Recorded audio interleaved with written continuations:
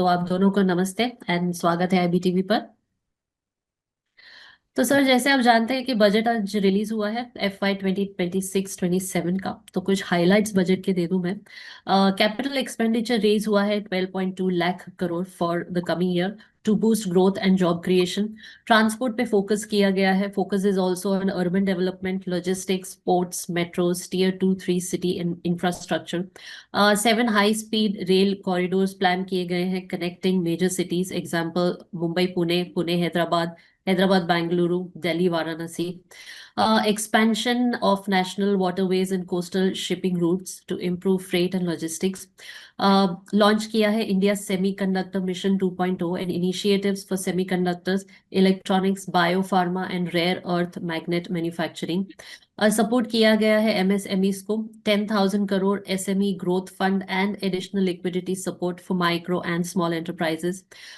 Tax में भी हल्का सा बदलाव है। New income tax act 2025 to come into effect from April 2026, simplifying rules and compliance.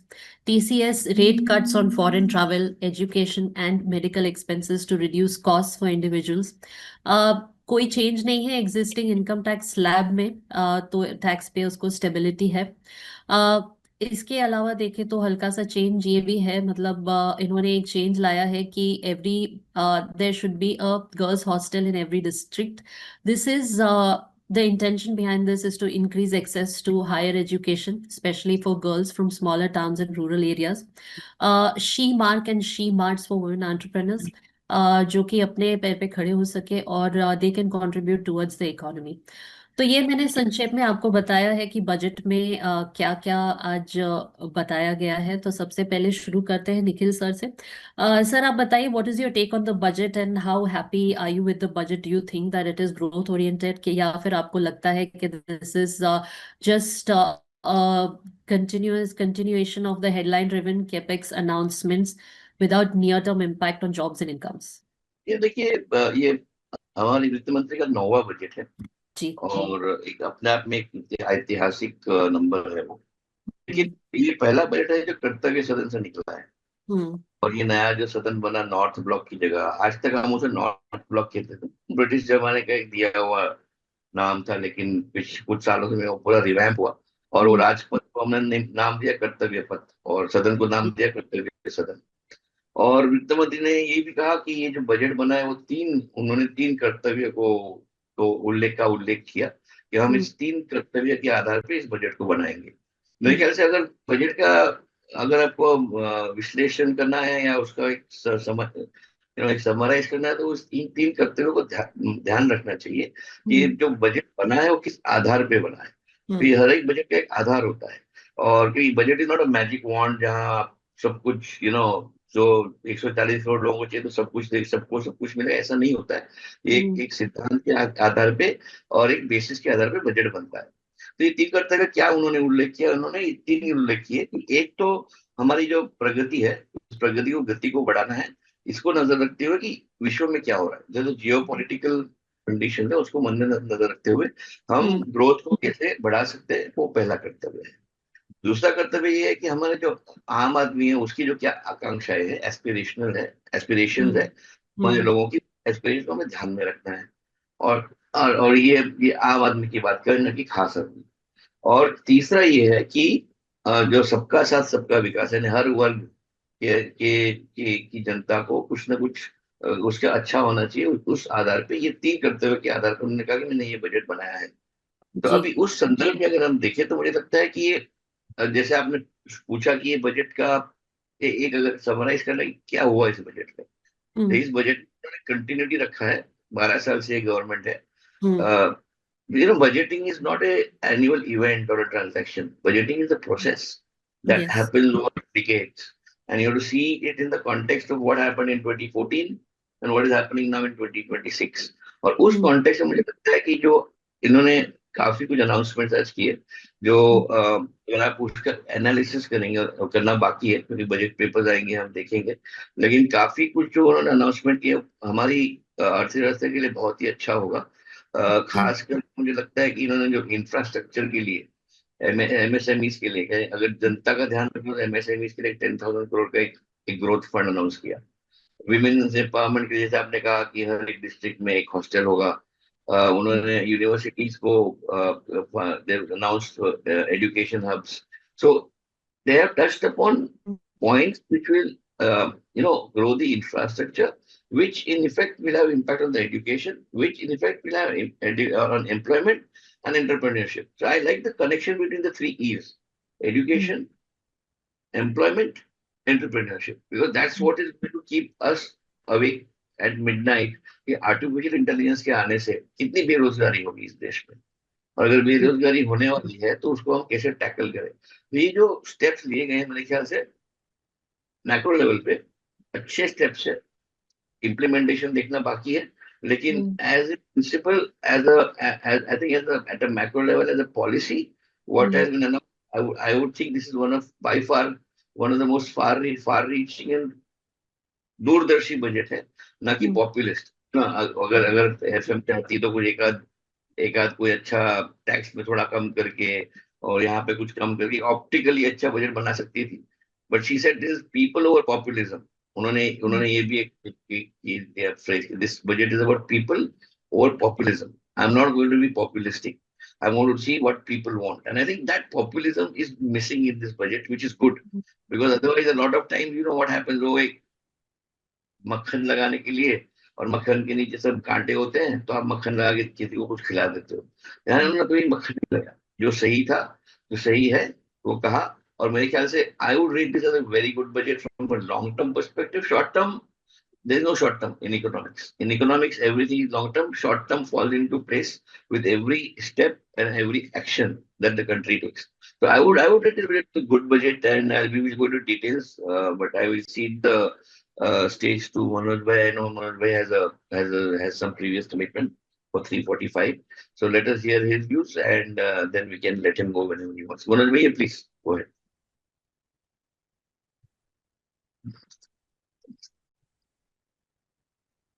आज जहां तक यूनियन बजट 2026 का सवाल है, तो निखिल भाई, एक चीज यहाँ पे काफी साफ है कि जो इस तरह की जो ग्लोबल अनसर्टेनिटी अभी बनी हुई है, और स्पेशली हम देख रहे हैं कि जो यूएस के टैरिफ के बाद से जो दुनिया भर के देशों में जिस तरह की हम कह सकते हैं कि जो एक अनिश्चितता का माहौल है, तो उसको देखते हुए इस बार के यूनियन बजट में बहुत ज्यादा उम्मीद यहाँ पे अगर हम कहें तो किसी को थी नहीं। तो यहाँ पे सरकार का भी यही फोकस था कि इस बार के जो बजट की जो थीम है, उसका मेजर जो फोकस है वो domestic infrastructure, economic growth, rural economy, उसके ऊपर होना चाहिए, ना कि बहुत ज्यादा वहां पे कोई इस तरह की चीजें हो जो हम यहाँ पे अनाउंस तो कर दें, लेकिन वो जिस तरह की जो ग्लोबल अनिश्चितता है उसमें वो उसको फुलफिल कर ना पाए। तो वही चीज इस बजट में देखने को मिली, क्योंकि उम्मीद काफी ज्यादा नहीं थी। जहां तक पॉपुलिस्ट चीजों का सवाल है, जो कि आपने जिक्र किया आपके ओपनिंग रिमार्क में, तो उसकी संभावना इस बार यहाँ पे इसलिए नहीं थी क्योंकि पिछली बार सरकार ऑलरेडी यहाँ पे, अगर हम इनकम टैक्स की बात करें, पर्सनल इनकम टैक्स की, तो वहां पे 12 लाख तक की जो इनकम को टैक्स फ्री कर चुकी थी। दूसरा यहाँ पे जीएसटी, जो कि हम कह सकते हैं कि एक बड़ा रिफॉर्म था भारत की इकोनॉमी के लिए। तो जीएसटी का रिफॉर्म यहाँ पे सरकार ने पिछले वर्ष किया, और उसके बाद वहां पे कोई बहुत ज्यादा गुंजाइश बचती नहीं थी कि कोई बड़ी पॉपुलिस्ट चीज जो है इस बजट में आ जाए। तो जब वहां पे बहुत ज्यादा संभावनाएं नहीं होती है, और उसका एक इमीडिएट रिएक्शन यहाँ पे आज कैपिटल मार्केट में जो देखने को मिला है, उसके पीछे बस एक बड़ा नेगेटिव ये है कि जो यहाँ पे जो एसटीटी है, फ्यूचर्स एंड ऑप्शंस मार्केट के ऊपर, उसके ऊपर टैक्स में जो है बड़ा जो है बड़ा बढ़त इस बजट में की गई है। तो उसके चलते यहाँ पे एक हम कह सकते हैं कि जो थोड़ा निराशा जो है मार्केट में देखने को मिली है, और ये पैनिक रिएक्शन यहाँ पे मार्केट में आता हुआ नजर आया है। लेकिन मेरा मानना है कि जैसे जैसे जो बजट डॉक्यूमेंट्स यहाँ पे जब लोग पढ़ेंगे, तो कहीं ना कहीं जो नॉर्मलाइजेशन है वो मार्केट में फिर आता हुआ नजर आएगा। एक इमीडिएट पैनिक रिएक्शन जरूर है, लेकिन काफी सारी चीजें हैं बजट में जो हम कह सकते हैं कि पॉजिटिव भी है। जैसे कि यहाँ पे 12 लाख करोड़ के ऊपर का जो कैपेक्स है वो दिया है। और दूसरा, जिस तरह से डोमेस्टिक इंफ्रास्ट्रक्चर को यहाँ पे बूस्ट करने के लिए, जो चाहे वो जो फ्रेट कॉरिडोर हो, या हम कह सकते हैं कि टूरिज्म सर्किट बनाने की बात हो, या रूरल इकोनॉमी के लिए जो जिस तरह के अनाउंसमेंट्स किए गए हैं, तो उनको ध्यान में रखते हुए मेरा मानना है कि जो मेजर फोकस है गवर्नमेंट का इस यूनियन बजट के माध्यम से, वो डोमेस्टिक इंफ्रा और डोमेस्टिक कंजम्पशन की थीम को यहाँ पे आगे बनाए रखना है। और जो जीएसटी का रिफॉर्म किया था और जिस तरह से जो पर्सनल इनकम टैक्स जो 12 लाख तक वहां पे सरकार ने फ्री किया था, उसी प्रोसेस को यहाँ पे आगे बढ़ाने की दिशा में जो है ये बजट पेश किया गया है। इसलिए हमको यहाँ पे कोई ज्यादा पॉपुलिस्ट चीजें नजर नहीं आई। दूसरी यहाँ पे जो डेटा सेंटर जो ऑफशोर कंपनीज के लिए जो टैक्स हॉलीडेज दिया है 2047 तक, वो एक बड़ा वेलकम स्टेप है। क्योंकि जब बड़े रूप में यहाँ पे डेटा सेंटर आएंगे तो उससे न सिर्फ हमारे फॉरेन एक्सचेंज यहाँ पे आते हुए नजर आएंगे, बल्कि जो जॉब क्रिएशन है वो भी बड़ी मात्रा में क्रिएट होता हुआ नजर आएगा। तो हम कह सकते हैं कि ये एक बहुत बड़ा स्टेप है। और जो डोमेस्टिक हम कहते हैं कि जो आईटी इंडस्ट्रीज है वो यहाँ पे ऑलरेडी बेहतर कर रही है। और ऐसे में जो बड़ी इंटरनेशनल कंपनीज का यहाँ पे डोमेस्टिक कंपनी के साथ में टाई अप करके जो डेटा सेंटर स्थापित करने की जो बात है, तो वो एक बड़ा हम कह सकते हैं कि वेलकम स्टेप है। दूसरा यहाँ पे जो पीएलआई स्कीम, अगर हम सेमीकंडक्टर के लिए जो 2.0 मिशन की जो बात इसमें कही गई है बजट में, और वहां पे जो बजट जो अलोकेशन है वो बढ़ा करके 40,000 करोड़ तक इस बजट में रखा गया है, तो ये भी एक हम कह सकते हैं कि बहुत बड़ा वेलकम स्टेप है। रेयर अर्थ और क्रिटिकल मिनरल को लेकर के यहाँ पे जो डोमेस्टिक माइनिंग इंडस्ट्रीज है उसके ऊपर बजट में काफी फोकस किया गया है। तो हम कह सकते हैं कि ये भी एक बड़ा पॉजिटिव जो है फैक्टर यहाँ पे बनने वाला है। दूसरा यहाँ पे जो कंटेनर कंस्ट्रक्शन के लिए जो 10,000 करोड़ के बजट की अलोकेशन इस बजट में की गई है, तो कहीं ना कहीं ये भी एक हम कह सकते हैं कि बड़ी वेलकम स्टेप है। दूसरा जो बायो फार्मा के लिए भी 10,000 करोड़ तक के जो बजट अलोकेशन यहाँ पे इस यूनियन बजट में रखे गए हैं। तो ऐसी ऐसी काफी सारी चीजें हैं जो पॉजिटिव है। इमीडिएट बेसिस पे हमको जो एक बड़ा नेगेटिव फैक्टर जिस तरह से हमने एसटीटी में जो बड़ा टैक्स रिवीजन देखा है फ्यूचर एंड ऑप्शन सेगमेंट के ऊपर, तो उसकी वजह से एक इमीडिएट इम्पैक्ट मार्केट यहाँ पे लेता हुआ नजर आ रहा है। लेकिन मेरा मानना है कि कैपिटल मार्केट के लिए अगर इसको छोड़ दें एसटीटी को, तो दूसरा कोई ऐसा बड़ा नेगेटिव है नहीं। एक उम्मीद जरूर थी कि यहाँ पे एफआईज इन्वेस्टमेंट को अट्रैक्ट करने के लिए गवर्नमेंट जो है वहां पे लॉन्ग टर्म कैपिटल गेन्स में कुछ रिलीफ दे सकती है, तो वो एक थोड़ा मिस आउट रहा। लेकिन बाकी मुझे नहीं लगता कि कोई बहुत बड़ा नेगेटिव यहाँ पे, अगर हम एसटीटी टैक्स रिवीजन को छोड़ दें, तो इस बजट में दिखता है। निखिल भाई। जी बिल्कुल। और मेरे ख्याल से एक और आई थिंक महत्वपूर्ण बात है कि जो उन्होंने सेफ हार्बर क्लॉज का जो अमेंडमेंट अनाउंस किया कि it will apply now to companies up to 2,000 crore. पहले 500 करोड़ का एक लिमिट था, वो 2,000 करोड़ तक ले गए। और सेफ हार्बर क्लॉज में परसेंटेज थ्रेशोल्ड भी नीचे लेके आए। जो जीसीसी हमारे यहाँ बन रही है, ग्लोबल कैपेबिलिटी सेंटर्स, ये जो फॉरेन कंपनीज की जो सब्सिडीज यहाँ बन रही है, उनको एक बड़ा फिलिप मिलेगा। क्योंकि जो टैक्स लिटिगेशन होता है वो ट्रांसफर प्राइसिंग पे होता है। और ट्रांसफर प्राइसिंग में अगर आप सेफ हार्बर चूज करते हो तो फिर लिटिगेशन नहीं होता है। तो जब आप 500 करोड़ से 2,000 करोड़ तक उसको बढ़ाते हो लिमिट को, तो काफी सारी जीसीसी जो है इस कंट्री में जो आई है वो उसमें कवर हो जाएगी। तो मुझे लगता है ये all, I heard one of the chief advisors to the government saying that he describes this budget as a service oriented budget। और मुझे लगता है कि अगर आप इसको फाइन प्रिंट देखेंगे आगे चल के, तो जो जो भी किया गया है, जिस जिस भी क्षेत्र में किया गया है, वो क्षेत्र सारे एम्प्लॉयमेंट जनरेटिव है। यानी अगर आप आयुष देखें, टूरिज्म देखें। सर आपकी आवाज नहीं आ रही है Nikhil sir. Nikhil sir, we cannot hear you.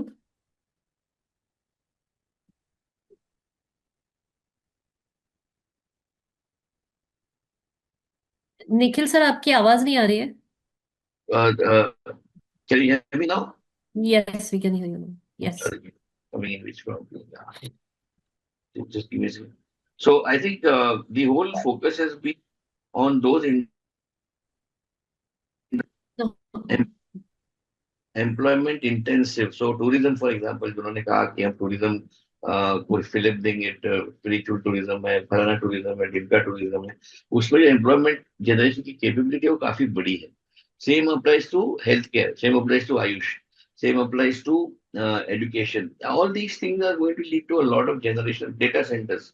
While there is not many people employed in the data centers, what happens is that to churn data and to analyze data and to crunch data, which is fed into the data center, needs a lot of people, which happen in the GCCs or in the KPOs that exist in our country. So I think ये जो सारा एक जो रुख हमने दिख रहा है कि ये जो टेक्सटाइल्स फॉर एग्जांपल, उन्होंने कहा कि हम टेक्सटाइल्स के लिए भी एक स्पेशल स्कीम निकाला है, but 10,000 crores for MSMEs. All these things will lead to substantial generation of employment, which is a concern from an AI perspective. So if we have unemployment coming up, all these steps can lead to a reduction of this expected unemployment. Manoj, I think that was what I am to add to what you said. Priya. जी कमलेश जी, आपका view लेते हैं कि आप क्या समझते हैं कि ये बजट कैसा रहा आपके हिसाब से, और आप क्या एनालिसिस करना चाहेंगे, आपके क्या कमेंट्स रहेंगे? नमस्कार निखिल भाई, और अपने सारे पैनलिस्टों को, दर्शकों को भी नमस्कार। एट द आउटसेट पहले मैं एक कमेंट करना चाहूँगा। शायद मैं हर बार ये करता हूँ, और एक दो कॉलेजों में भी जब मैं जाता हूँ तो ये मुझे कहना पड़ता है। क्या होता है कि as one of the panel member I have always to speak last. तो अब लास्ट बोलने का एडवांटेज डिसएडवांटेज दोनों है। अगर मैं एडवांटेज पहले बता दूं तो ये होता है कि सारे पैनलिस्टों की ओर से कुछ जानकारियां मिल जाती है, कुछ मुद्दे मिल जाते हैं। और डिसएडवांटेज ये होता है कि मुझे फिर प्रश्न ये होता है कि अब मैं क्या बोलूं, क्योंकि जो इम्पोर्टेंट सारे पॉइंट है वो हम लोग यहाँ बता चुके हैं, बोल चुके हैं।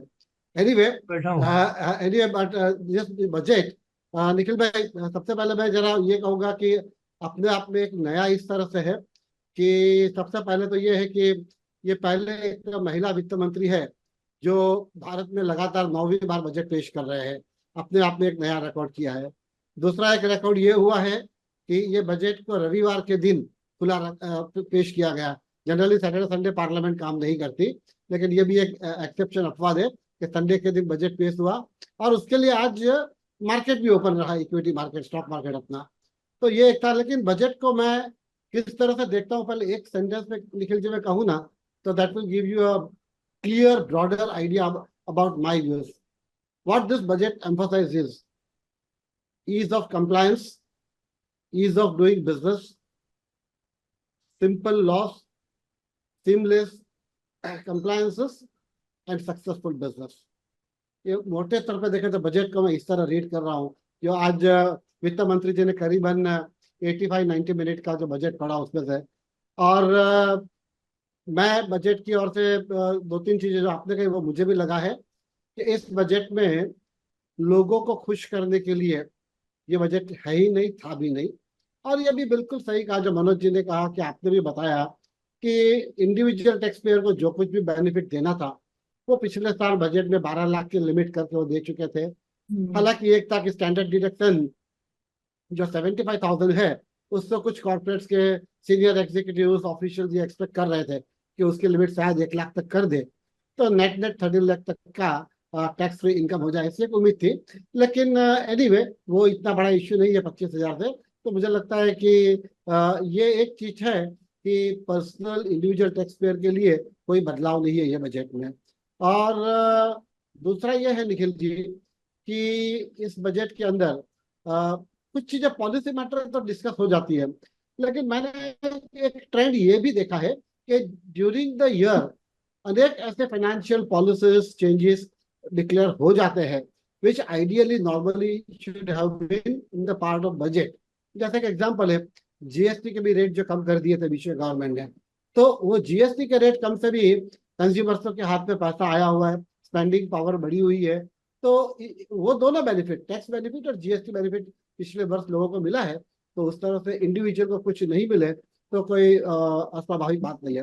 मुझे एक चीज की खुशी है कि जो बिल्कुल आपने सही शब्दों में बताया कि सरकार का फोकस जो है ना वो बिल्कुल क्लियर है। They are very consistent in their policies, they are very consistent in the projections which they have done for the 2047 when we will be completing 100 years of our independence. उस दिशा में ही वो जा रहा है। इस बजट को भारत के आर्थिक जो इकोनॉमिक मूवमेंट है उनकी गति बनाए रखने के लिए ये बजट दिया गया है। स्पेसिफिकली मैं कहूँ तो निखिल जी, तो बहुत सारी चीजों में उसकी जब पूरी प्रिंट बाहर आ जाएगी, कल हमको मीडिया में भी पूरा पढ़ने को मिल जाएगा, तो हम बहुत स्पेसिफिकली कह पाएंगे कि कहाँ क्या का बेनिफिट हुआ है। लेकिन कैपिटल एक्सपेंडिचर जो 12.2 का जो है, इट्स अ गुड साइन मेरे हिसाब से, क्योंकि that generates the employment and that gives a boost to the economy. साथ ही साथ गवर्नमेंट का जो बोरोइंग होगा वो भी 11.7 लाख करोड़ का उनका बोरोइंग है। तो बोरोइंग बड़ी मात्रा में होगी, इसमें से डेट मार्केट से भी बड़े पैमाने पे उसकी बोरोइंग हो जाएगी। और मैं ऐसा सोचता हूँ कि गवर्नमेंट की ये जो दो नंबर्स मैंने जो देखे ना, वो एक चीज दिखा रहा है कि इकोनॉमी को थोड़ा ग्रोथ मोमेंटम कंटिन्यू है। ये दो आंकड़े से मैं कह सकता हूँ। तीसरा, उन्होंने मेरे ख्याल से ये 15 या 16 फाइनेंस कमीशन था, तो जिन्होंने स्टेट्स के लिए 1.42 लाख करोड़ का प्रोविजन किया है स्टेट डिस्ट्रीब्यूशन के लिए। तो ये भी एक अपने आप में एक बड़ा नंबर है। जीडीपी की अगर बात करें तो ये एक दौर था 2021 में, जब हमने देखा था कि पहले आप एक काम करते हैं, जीडीपी के मतलब फिजिकल डेफिसिट बात कर लेते हैं। फिजिकल डेफिसिट जो 9% तक हमने देखा था, तो इस बार it will be at around 4.4 और अभी 4.3 का प्रोजेक्शन है। That's a good sign. दूसरा एक रेशियो जो आज वित्त मंत्री जी ने जिसका उल्लेख किया, मैं ये भी इसके यहाँ उल्लेख करना चाहूंगा कि अपना जो डेट टू जीडीपी रेशियो है वो 56.5% है। मैं जब अमेरिका का डेटा देख रहा था, तो अमेरिका का डेट टू जीडीपी है वो 120 से 125% के बीच में है। तो उस तरह से अगर हम देखते हैं तो भारतीय अर्थव्यवस्था बहुत ही कंट्रोल्ड मेजर्स लेकर एक सही दिशा में, जैसा कहते हैं ना कि एज अ किसी फाइनेंशियल इंस्टीट्यूशंस के लिए भी पैरामीटर जरूरी होते हैं। रिस्क असेसमेंट ठीक तरह से होना चाहिए। तो मैं मानता हूं कि भारत सरकार ने और विशेष करके वित्त मंत्री जी ने इस विषय के ऊपर ध्यान दिया है, और ये भी बिल्कुल सही है। इस बजट के ऊपर कहीं ना कहीं ये जो पूरे विश्व में अनिश्चितता फैली हुई है, जियोपॉलिटिकल टेंशन बना हुआ है, जियोपॉलिटिकल टेंशन कम होने के आसार मुझे कोई नजदीक के भविष्य में दिख भी नहीं रहे हैं। जहां तक एफटीए विद यूएसए का जो साइन है, वो भी it is very difficult to now predict कि कब वो हो पाएगा। तो ये सारी चीजों को भी सरकार ने ध्यान में रखा है, और इसलिए है ना, डोमेस्टिक इंडस्ट्रीज को बूस्ट मिले, लोकल प्रोडक्शन को बूस्ट मिले, कंजम्पशन को बूस्ट मिले, छोटे छोटे सेगमेंट जैसे आपने बता ही दिया एमएसएमई सेगमेंट को बूस्ट मिले। उस प्रकार से सरकार ने अनेक प्रकार के ऐसे अनाउंसमेंट किए हैं जिससे अर्थव्यवस्था को हम ये कह सकते हैं कि हम सुदृढ़ बना सकते हैं। दूसरा निकल जी, मुझे एक चेंज जो अच्छा लगा ना कि स्पेशली ये शायद सीनियर सिटीजन के ज्यादा अप्लाई होगा, लेकिन टैक्स डिविडेंड के लिए अगर आपको टैक्स एग्जम्पशन चाहिए तो 15G 15H फॉर्म जो है वो सीधा वन डिपॉजिटरी पार्टिसिपेंट को ही देना है। तो depository participant will convey this to the rest of the companies करके। That would be the good initiative मेरे हिसाब से, मुझे ये लग रहा है। और जो मनोज जी ने बताया कि स्टॉक मार्केट के लिए ये जो F&O के ऊपर एसटीटी जरा थोड़ा बढ़ा हुआ है। अब निखिल जी, मैं जब when I spend 20 years as a custodian with the multinational foreign bank और एफआईआई पोर्टफोलियो मैंने देखा है, तो ये जो परसेंटेज जो अमाउंट है 0.02 से 0.05, इन टर्म्स ये कुछ दिखा रहे हैं 150% रेस कर दिया, या फ्यूचर्स के लिए बोला है 0.10 का 0.15 हो गया, तो वो 50% ग्रोथ हो गया। लेकिन if you ask me honestly, इसकी कोई इतनी बड़ी इम्पैक्ट मुझे नहीं लग रही है। मैं ऐसा ऑनेस्टली मानता हूँ कि बाजार ने भी उसको ज्यादा ओवर रेट किया था, क्योंकि उस समय पे मैंने देखा कुछ 1600-1700 पॉइंट सेंसेक्स नीचे आ चुका था। बाद में गेन भी किया, it had come down to covered up to 600-700 point. लेकिन ये कोई इतनी बड़ी उसकी इम्पैक्ट नहीं होनी चाहिए। बाजार को भी इस बात की समझ में आएगी धीरे धीरे कि जिस प्रकार से सरकार ने ये निर्णय लिया है, क्योंकि सेबी का एड हम देखते हैं, आप भी देखते होंगे, सेबी ने बार बार ये कहा है कि F&O सेगमेंट के अंदर retail investors are 92% of the retail investors are losing the money. तो मैं ऐसा मानता हूं कि वीकली सेटलमेंट साइकिल बंद करना या ये एसटीटी थोड़ा बढ़ाना एक प्रकार का precaution kind of things government कर रही है, ताकि तो स्मॉल इन्वेस्टर है जो F&O में बड़ी मात्रा में पैसे गवाते हैं, उसको थोड़ा कुछ कंट्रोल हो सके। और देखिए जी, मेरा अपना ये पर्सनल ओपिनियन है एज ए कस्टोडियन कि मैं मानता हूँ F&O प्रोडक्ट जो है ना, वो छोटे इन्वेस्टर्स के ट्रेडर्स के लिए नहीं है।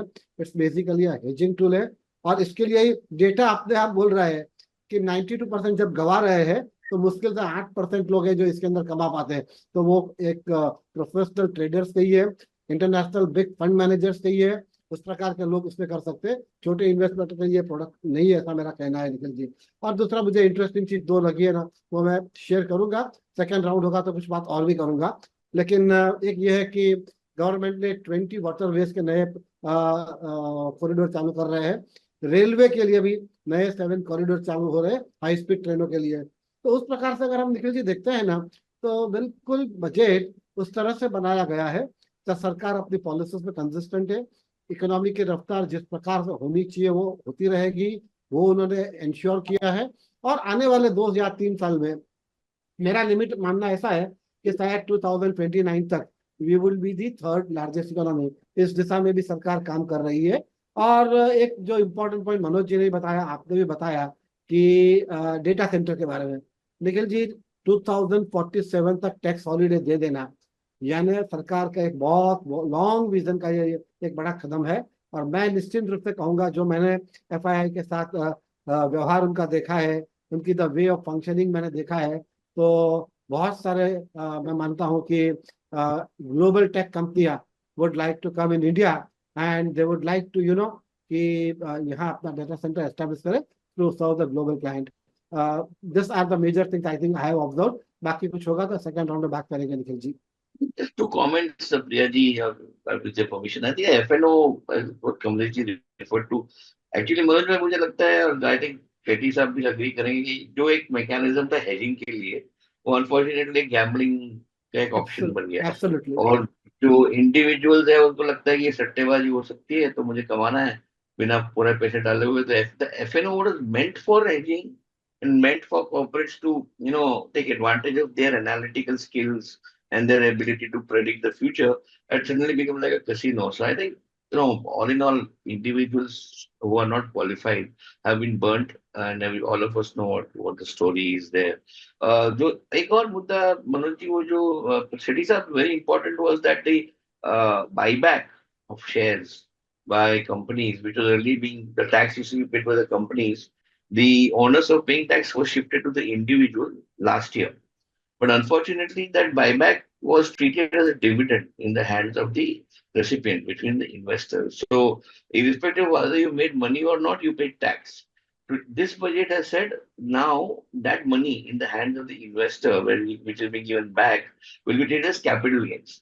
यानी अगर आपने 50 रुपए में शेयर लिया है और 50 रुपए का इन्वेस्टमेंट है, अगर आपको 55 रुपए वापस मिलता है, तो आप सिर्फ 5 रुपए को टैक्स भरोगे, और वो भी 12.5%। और अगर 50 डालने के बाद सिर्फ 40 मिला है, तो फिर तो कैपिटल लॉस है, आपको ना टैक्स भरना है। एक बड़ा, एक मुझे लगता है बड़ा एक फंडामेंटल चेंज है, which will encourage corporates to do buybacks where cash is lying in the bank. They are not able to utilize it as capex for any of their businesses. Idle cash is lying, which makes no sense. It has to be funneled back to the investor, who can then churn it and put it into other companies. So I think that is a good move, Shetty sir. What do you think? Nikhil ji, आप सही कह रहे हैं। इसमें मुझे ऐसा लगता है कि अब सरकारी लोगों के पास भी शेयर काफ़ी पड़े हैं, तो उनको भी बायबैक आते होंगे। उनको टैक्स जी। पड़ रहा था, बिना किसी के मुद्दा उठाए हुए भी उन्होंने खुद मुद्दा उठा लिया ये। हम्म, तो ये छोटी बात है, कोई बड़ी बात नहीं है। लेकिन छोटी बात के लिए 1 साल पहले रुलाते थे गवर्नमेंट के आदमी, हमें बाद में उसको ओके करते थे 3-4 साल के बाद में, क्योंकि जी। वो लोग खुद शेयर बाजार में इन्वॉल्व नहीं थे। मुझे ऐसा लगा प्रैक्टिकली। और वित्त मंत्री ने शुरू में बोला कि हम इतने सालों से बजट पेश कर रहे हैं, कोई रेटरिक नहीं है, अभी एक्शन पे हमारा ध्यान है। तो रेटरिक नहीं है तो रेटरिक हो गया ना। जब आपने हम्म, एक्शन अभी बोल दिया, तो पहले आप ही रेटरिक कर रहे थे। रेटरिक का मैंने अर्थ देखा क्या लिखा है डिक्शनरी में, मक्खन लगाना या मैनिपुलेट करना। तो पहले मक्खन लगाते मैनिपुलेट करते, वही बात आ गई उस पर पॉपुलिस्ट मूव पे। तो मैं कल जी। एक बना रहा था छोटी सी 1 मिनट की फिल्म। तो मैंने कहा, कौन सा इशू ले सकते हैं हम बजट को लेकर। तो बजट को लेकर दो चीज उठी रही है। एक तो कंट्रोवर्शियल इशू क्या है। हम्म, पहले का अगर आप देखेंगे तो बजट के पास होने के टाइम बहुत हंगामा होता था, तो उसमें कंट्रोवर्शियल इशू रहते थे। और दूसरा रहता था पॉपुलर मूव। वो अनाउंस करने का सबसे बड़ा प्लेटफॉर्म यही था, पार्लियामेंट और बजट का सेशन, जिसको सब लोग सुनते थे। तो सब लोग पूरी तैयारी करके आते थे, ट्रेनिंग कोर्स करके आते थे, कोचिंग लेके आते थे। तो माल दूसरा था। अभी तो क्या है, अभी तो एक बजट बनाना मुश्किल है, एक बच्चा भी बजट बना सकता है। सवाल है उसके इम्प्लीमेंटेशन का। पैसा निकल जो लोगों की जेब में से कैसे निकालना वो जरूरी है, और इस तरह निकले कि उसको पता नहीं चले, खुशी खुशी दे दे आपको पैसा। ये परिवर्तन आए उसमें, मैंने कहा आपके शेयर करूंगा। जी जी जी। सर एक सवाल मैं मनोज जी से करना चाहूंगी कि हम देख रहे हैं कई समय से पिछला साल जो है वो पूरा ट्रेड टैरिफ वॉर में निकल गया।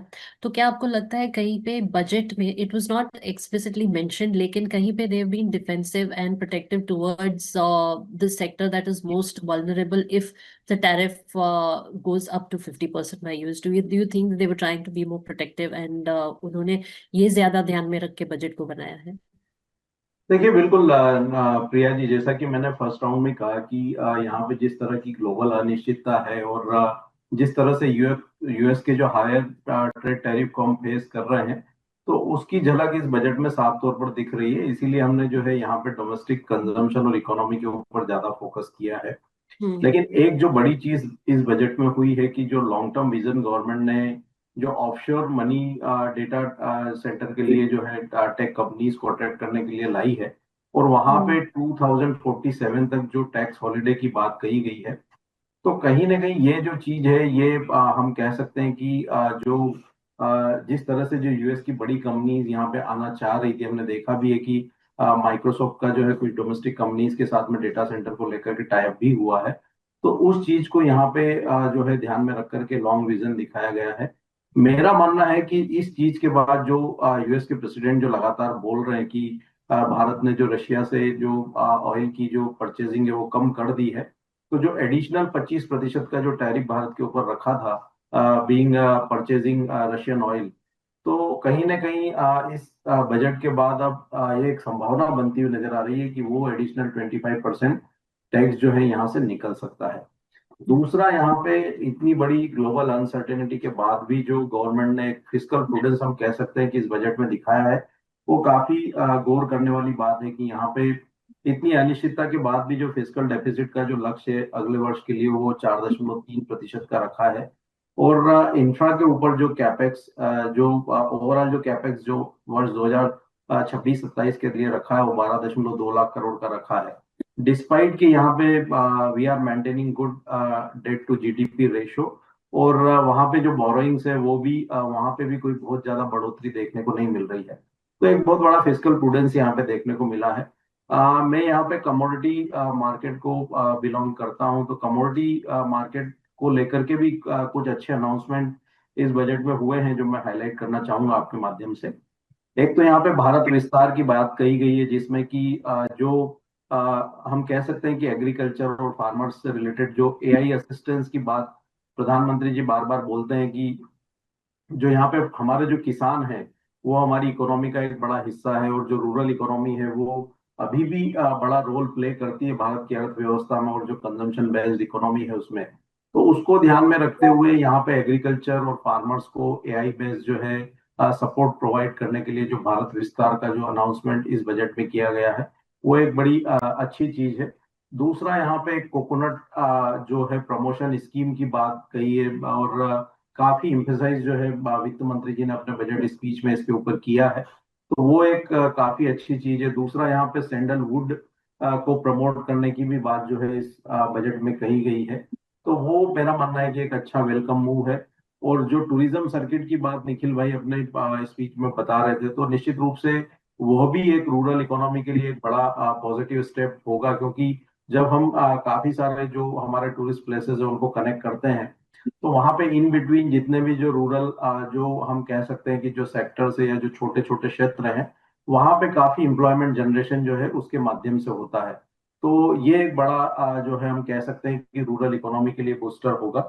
दूसरा, यहाँ पे हम जो एग्रीकल्चर में जो विविधीकरण की बात इस बजट में फिर एक बार उठाई गई है, तो वहां पे हम देखते हैं कि अभी जिस तरह से जो वेदर हम कह सकते हैं कि जो चेंज क्लाइमेट चेंज की बात हम बार बार करते हैं, और उसके चलते स्पेशली जो सबसे ज्यादा प्रभावित सेक्टर होता है वो एग्रीकल्चर सेक्टर होता है। तो ऐसे में इस क्लाइमेट चेंज को एड्रेस करने के लिए एग्रीकल्चर की कौन सी जो हम किस्में यहाँ पे जो है किसानों को दे सकते हैं, ताकि उनकी जो खेती है वो उत्तम किस्म की हो, और जो क्लाइमेट चेंज है उसको भी हम एड्रेस कर पाए प्रोडक्टिविटी बढ़ाने के लिए। और जिस तरह से हम बार बार आत्मनिर्भर भारत की तरफ बढ़ने की बात भी करते हैं, और वहां पे हम चाहे वो ऑयल सीड्स मिशन हो या पल्सेस मिशन हो, तो उसको ध्यान में रखते हुए यहाँ पे कृषि के विविधीकरण की जो बात के ऊपर फोकस इस बजट में रखा गया है, तो ये भी एक बड़ा वेलकम स्टेप है। तो मेरा मानना है कि काफी सारी पॉजिटिव चीज है, अगर कुछ चीजों को छोड़ दें तो ऐसा कोई बड़ा नेगेटिव इस बजट में नहीं नजर आता है। धीरे धीरे जब यहाँ पे इसको बजट डॉक्यूमेंट को सारे जो हम कह सकते हैं कि जो बेनिफिशियरीज हैं, जब वो उसका अध्ययन करेंगे तो कहीं ना कहीं उनके फायदे की चीजें जो है उसमें निकल करके आएगी। तो मार्केट का जो आज बड़ा पैनिक जो नेगेटिव रिएक्शन देखने को मिला है, वो सिर्फ और सिर्फ हम कह सकते हैं कि यहाँ पे जिस तरह से जो एसटीटी का जो हाइक हुआ है फ्यूचर्स एंड ऑप्शन सेगमेंट के ऊपर, तो निश्चित रूप से जो जो डे ट्रेडर है जिनका कि हम कह सकते हैं कि मार्केट में बड़ा पार्टिसिपेशन अभी भारतीय बाजारों में, तो उनके लिए एक ये सेटबैक है, तो उसका हमने एक पैनिक रिएक्शन यहाँ पे देखा है। एक चीज यहाँ पे गोल्ड को लेकर के भी बड़ा अनाउंसमेंट आया निखिल भाई की, जो सोवरेन गोल्ड बॉन्ड जो भारत सरकार ने जारी किए थे अलग अलग ट्रेंचेस में, तो वहां पे जो ओरिजिनल जो होल्डर है सोवरेन गोल्ड बॉन्ड का, जिन्होंने डायरेक्ट जो है आरबीआई से उनका सब्सक्रिप्शन किया है, तो वो वहां पे मैच्योरिटी पे जो उनके गेन्स है वो टैक्स फ्री है।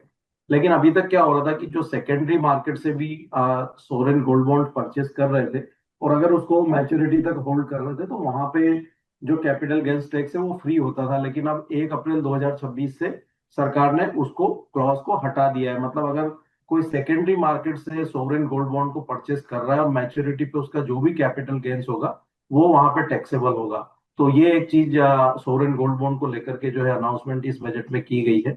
बाकी ओवरऑल देखें तो एग्रीकल्चर सेक्टर और डोमेस्टिक इकोनॉमी और कंजम्पशन को लेकर के काफी सारे बड़े अनाउंसमेंट इस बजट में है, जो निश्चित रूप से आगे जो है भारत की इकोनॉमी के लिए आने वाले समय में जो है एक बड़ा सपोर्ट करते हुए नजर आएंगे। ठीक है। मनोज जी एक जो negative sovereign bond Manoj ji जो सॉवरन बांड है गवर्नमेंट ने नए इशू करने भी बंद कर दिए हैं, कि लोगों को 350 टका तक फायदा हुआ है। नहीं, वो तो एक्चुअली गवर्नमेंट का इसमें बड़ा मिसमैनेजमेंट था जब सोवरेन गोल्ड बॉन्ड जारी किए थे, क्योंकि आप यहाँ पे कोई भी प्रोडक्ट अगर जारी कर रहे हैं तो वहां पे आपके पास अंडरलाइन होना चाहिए। और जो सोवरेन गोल्ड बॉन्ड भारत सरकार ने जारी किए थे वहां पे उन्होंने उसका जो अंडरलाइन है उसको हेज नहीं किया था। वो दैट वाज हम कह सकते हैं कि एक गलत निर्णय था कि नेकेड जो है वो प्रोडक्ट वहां पे जारी किया गया था।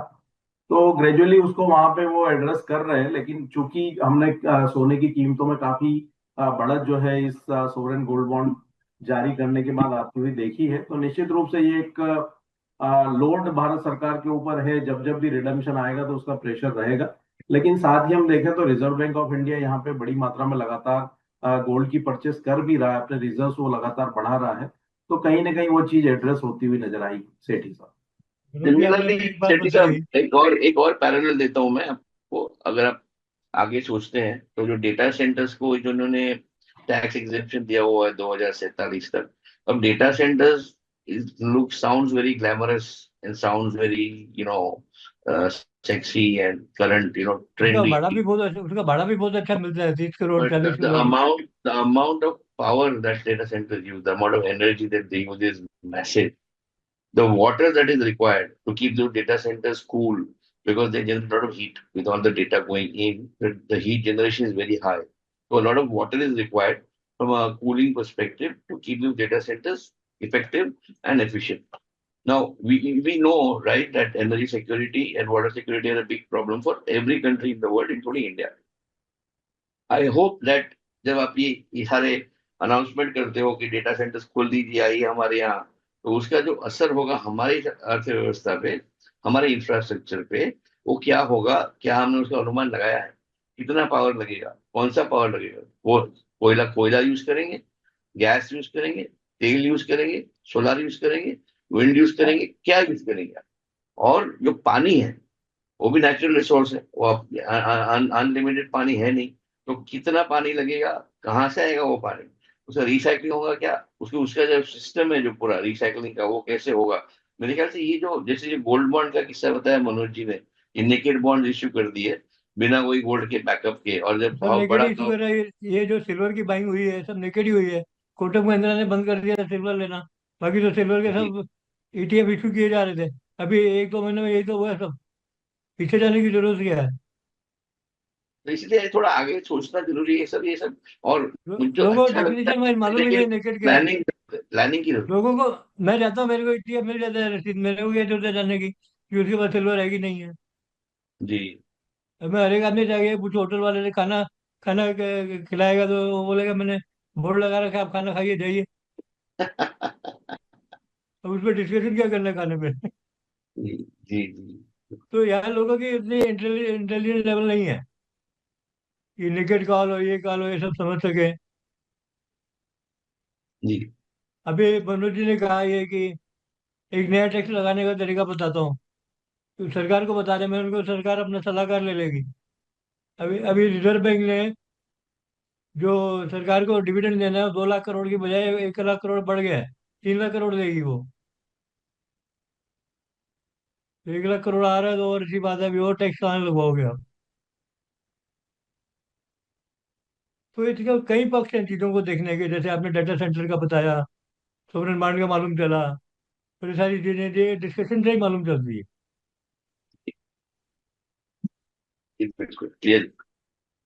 जी सर, अगर और सवाल मनोज जी के लिए, because he has other commitments, या मनोज जी आप कुछ और कहना चाहते मैं हैं? एक ही सवाल पूछूंगा मनोज जी से कि आपकी आपकी अपेक्षा में ऐसा कोई एक या दो चीज थी आपको लगा कि इस बजट में अगर वित्त मंत्री को करना चाहिए था जो नहीं किया, ऐसी कोई एक दो चीजें हैं आपके ध्यान में? देखिए, एक सबसे बड़ी चीज ये है कि हम देख रहे हैं कि जो एफआईज का जो आउटफ्लो है वो मार्केट से काफी बड़ी मात्रा में गया है पिछले 1-1.5 वर्ष में, और अभी भी जारी है। तो उसको रोकने के लिए यहाँ पे एफआईज के कैपिटल गेन्स टैक्स को लेकर के मार्केट को काफी उम्मीद थी कि जिस तरह से जो हम कह सकते हैं कि जो ब्रूटल सेलिंग यहाँ पे एफआईज की तरफ से आ रही है, तो वो कहीं ना कहीं वहां पे एड्रेस होती हुई नजर आती है, जो एक बड़ा हम कह सकते हैं कि मिस आउट यहाँ पे इस बजट में दिखा है। तो यही एक बड़ी उम्मीद थी बजट को, और वो हमने होती हुई नहीं देखी। बाकी तो इस बार बजट से किसी को कोई उम्मीद थी नहीं निखिल भाई, क्योंकि यहाँ पे जो जीएसटी का रिफॉर्म हुआ था उसके बाद से काफी कुछ जो है हम कह सकते हैं कि जो एग्जेम्पशंस मिलना थे, चाहे सब वो मिल। यहाँ पे हम मेडिकल इंश्योरेंस पॉलिसी की बात करें, या लाइफ इंश्योरेंस पॉलिसी पे टैक्स रिबेट की बात करें, या बहुत सारी जो खाने पीने की जो चीजें हैं उनके ऊपर टैक्स रिलीफ की बात करें, या पर्सनल इनकम टैक्स के रिलीफ की बात करें, तो ये सारी चीजें गवर्नमेंट ऑलरेडी कर चुकी थी। तो वहां से कोई बड़ी ज्यादा उम्मीद सरकार से थी नहीं। लेकिन जो सबसे बड़ी उम्मीद थी कि कैपिटल मार्केट को यहाँ पे ध्यान में रखते हुए जो एफआईज के जो long term capital gain tax है उसमें कुछ जो रिलीफ है वो अगर आ जाता तो मार्केट को एक यहाँ पे पॉजिटिव जो है सपोर्ट मिलता हुआ नजर आता है, जो एक बड़ा मिस आउट हम कह सकते हैं कि इस बजट में देखने को मिला है। जी। जी Manoj ji, thank you so much आज हमारे साथ जुड़ने के लिए। It was a pleasure. Thank you. नमस्ते सर। थैंक यू मनोज भाई, थैंक यू। सर, आज बात की थी जीडीपी के बारे में भी, विच इज अप्रोक्सीमेटली 4.3 बट के बारे में।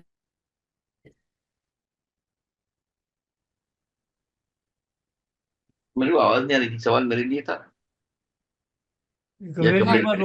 2 साल Your voice is Kamlesh ji के लिए था। your voice is breaking, Priya ji. या आपकी आवाज नहीं आ रही थी प्रिया जी, प्लीज रिपीट। हाँ, अच्छा, can you hear me now? I am audible? Yeah, I can. Can you hear me now? Yeah, yes. Sir, fiscal deficit के बारे में बात की थी कि फिस्कल कंसोलिडेशन को लेकर जीडीपी के बारे में कहा है कि अप्रोक्सीमेटली 4.3% होगा, तो इसके बारे में आप क्या कहेंगे? देखिए प्रिया जी, फिस्कल डेफिसिट को सिस्टमेटिकली उन्होंने मैनेज करके कंट्रोल करते करते, जो मैंने कहा कि हमने 9% तक ये देखा हुआ था और अभी हम 4.3% तक आ रहे हैं। It's possible because of the financial discipline by the government of India. एक सीधी सी बात है। एंड अभी जब हमने ये बात की तो मुझे एक बात ये भी कहनी थी कि आने वाले दिनों में मैं ऐसा सोचता हूँ कि भारत सरकार का कैपेक्स बढ़ते जाएगा और कैपेक्स और जो इंफ्रास्ट्रक्चर जो हम देख रहे थे भारत में जो होना चाहिए, मुझे लगता है may be taking another 2-3 years और मे बी 4 years, लेकिन 2029-30 तक है ना, as far as the infrastructure is concerned, India would be, in line with the some of the developed country, वो हो जाएगा। और फाइनेंशियल डिसिप्लिन तो गवर्नमेंट पहले से दिखाते आ रही है, तो मैं जी मानता हूँ कि आगे भी ये अगर रहेगा तो we will reach somewhere around 4% for this physical deficit. अब ये एक बात मुझे प्रिया जी सेकंड राउंड में ये करनी थी, जो आपने जाते जाते मनोज जी को पूछा, मैं खुद ये एक्सपेक्ट कर रहा था जी कि मार्केट कोई इंसेंटिव या कोई बूस्ट नहीं देगा, लेकिन मार्केट से कुछ नेगेटिव काइंड ऑफ रिएक्शन आए, ऐसा भी मैं उम्मीद नहीं कर रहा था। यानी जो ये बात बताई अपने एफ&ओ के ऊपर एसटीटी की। और दूसरा कि मैं ये सोच रहा था कि पिछले 1-2 महीने से लगातार एफपीआई जो सेलिंग कर रही है एंड कर रहे हैं, उसकी वजह का आज अपना ₹92 तक आया हुआ है। तो मैं ये सोच रहा था कि एफपीआई को अट्रैक्ट करने के लिए लॉन्ग टर्म कैपिटल गेन में या कहीं ना कुछ उनको बेनिफिट देंगे, वो देते तो अच्छा रहता। जी मुश्किल है कि एफपीआई कब वापस लौटेंगे, तो मुझे लगता है कि सरकार ने इसके ऊपर था। दूसरा प्रिया जी, मेरा ये भी मानना है डेटा सेंटर के लिए, जो कहीं ना कहीं मुझे ऐसा लग रहा है कि भारत सरकार है ना, यूएस गवर्नमेंट को कि Bharat American those who are more into AI also attract them to come to India and set up the data center। कहीं ना कहीं ये एक प्रकार का मैसेज था, मेरा मानना है। और क्योंकि सरकार ने डिफेंस के ऊपर लोगों की जो उम्मीद थी, इंडिजीनियस प्रोडक्ट के ऊपर बढ़ोतरी होगी, खर्चा होगा, लेकिन वो हुआ नहीं है। डिफेंस के ऊपर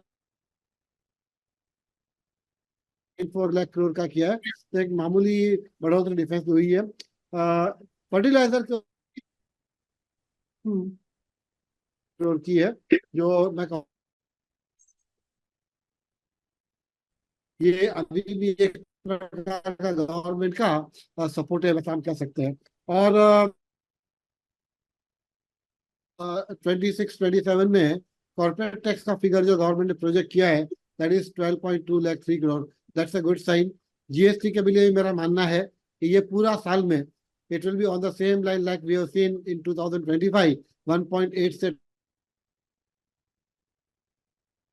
ईयर के अंदर भारत की अर्थव्यवस्था जो है उसमें कोई ज्यादा मैं ये कहूंगा कि चेंजेस हो, या जो ग्लोबल अनिश्चितता बनी हुई है उसकी कोई बड़ी इम्पैक्ट है।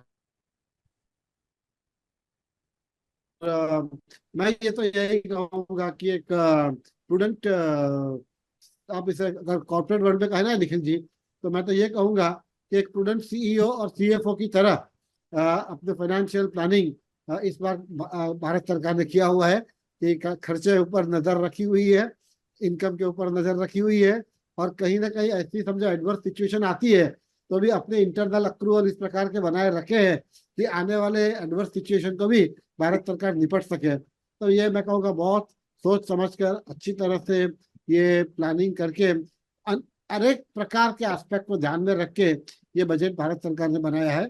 आम आदमी को शायद ये समझने में थोड़ी दिक्कत होगी कि सरकार ने कुछ दिया ही नहीं, कुछ किया ही नहीं, लेकिन मैं मानता हूं कि जब 1 अप्रैल आ जाएगी, बजट जब इम्प्लीमेंट हो जाएगा और उसके बाद उसके जो रिएक्शन हो गए ना, वो आपको समझ में आएंगे।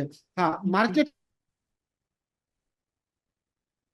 Year also in between Bharat सरकार कोई एक बेनिफिट डिक्लेयर करती है ना, तो it will definitely boost the market and will attract the FPI investment. One more Priya ji, Sethi साहब, एक जो बात है बजट में वुमेन एम्पावरमेंट के लिए, स्त्री शक्ति के लिए, जो उन्होंने शी मार्ट अनाउंस किए हैं कि शी मार्ट यानी वो दुकानें जहाँ पे सिर्फ और महिलाओं से बनी हुई चीजें बेचेंगे, शी मार्ट ऐसे। यस लगता है ये जो एक इनिशिएटिव है कि आप पदार्थ बनाइए, आप Nikhil ji, voice is breaking. लगता है जूम वाला कुछ इशारा कर रहा है। Sir we can't hear you. Nikhil sir, you there? Hang हो गया है लगता है। जी, हैंग हो गया है सर। शायद शी मार्ट के बारे में बात कर रहे थे, जी जो जी जी। स्त्रियों के लिए बनाया गया है, और it is also termed as self help entrepreneurs. ये महिलाओं के लिए है। तो I think it is a framework to help women led enterprises access financing markets, business networks आदि। और ये जो है, this community own retail outlets aim to help women transition from credit linked livelihoods to full enterprise ownership and improve market reach. Um, I think Nikhil sir has a connection issue, तो जब तक वो वापस आते हैं, सेठी सर, मैं आपसे पूछना चाहूंगी कि how happy are you with the budget? क्या आपको लगता है कि कोई कहाँ पर वो आपके एक्सपेक्टेशंस पे खरा नहीं उतरा बजट? हमें तो जो सरकार बोलती है जैसे करना है वैसे करते हैं, जैसे घर वाली बोलती है। दो सरकारें हैं, एक सरकार घर जी। में चलती है, एक सरकार बाहर की। हम्म। तो अच्छा है जी। Budget. I think it is a quiet budget which will slowly reveal its benefits. तो शायद धीरे धीरे हमें पता चलेगा कि एक्चुअली ये बजट जो है ये लॉन्ग टर्म बेनिफिट के लिए है। तो आप दोनों से एक आखिरी सवाल, कि अगर आपको बजट रेट करना है तो what would be your rating for the budget? Kamlesh. हाँ प्रिया जी, मैं ये कहूँगा कि बजट फिलहाल अच्छा है। रेटिंग इसके लिए नहीं कर रहा हूँ कि हम्म। जितने सारे प्रोविजन है वो जरा एक बार थरली उसको पढ़ ले, तो उसके जी। बाद रेटिंग देना मेरे लिए बेटर होगा। लेकिन मैं जी, एक बिल्कुल। पॉइंट और वाइल कंक्लूडिंग ये कह सकता हूँ, हम्म। सरकार ने इस बार हेल्थ केयर में भी ध्यान रखा हुआ है। हम्म। कैंसर के लिए जो 7 से 8 मेडिसिन है, उसके ऊपर भी ड्यूटी हटा दी है जी। उन्होंने। हाँ, और भी हम्म। ऐसे कुछ मेडिसिन है जिसके ऊपर से ड्यूटी हटी है। तो मैं ये मानता हूँ कि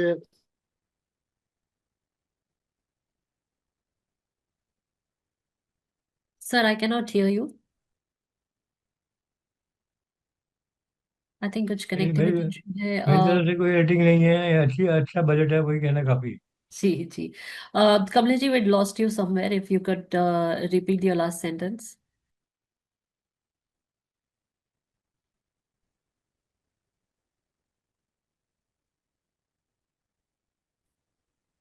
हेलो। जी सर। जी सर, can you हाँ, just repeat your last sentence, what you said? ध्यान दिया हुआ है। Hmm. That's a good sign of this budget. Yes. Disinvestments के लिए भी सरकार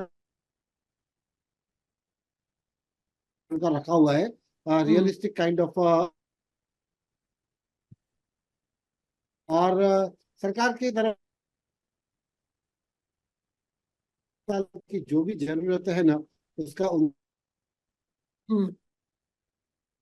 जो मैंने ओपनिंग रिमार्क में कहा था कि हमारा जो एक जी। विजन है टू बी हम्म। आत्मनिर्भर भारत, स्वावलंबी भारत, उस दिशा में हम्म। ये बजट आगे लेके जाएगा।